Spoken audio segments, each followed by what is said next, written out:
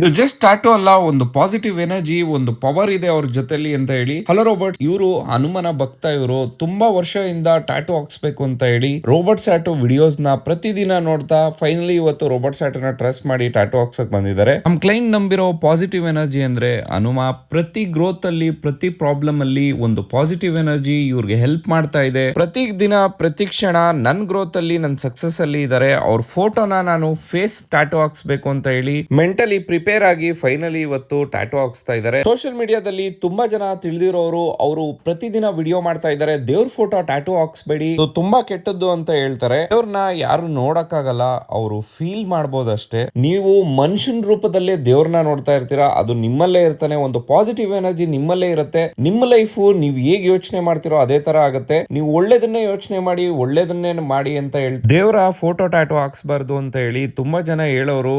ನೀವೇನಾದ್ರೂ ದೇವ್ರು ನೋಡಿದ್ರೆ ನಮ್ಮ ವಿಡಿಯೋಲಿ ಕಮೆಂಟ್ ಮಾಡಿ. ಈ ರೀಲು ನಿಮ್ಗೇನ ಇಷ್ಟ ಆದ್ರೆ ಶೇರ್ ಮಾಡಿ, ಫಾಲೋ ಮಾಡಿ ರೋಬೋಟ್ ಸ್ಯಾಟು ಸ್ಟುಡಿಯೋನ.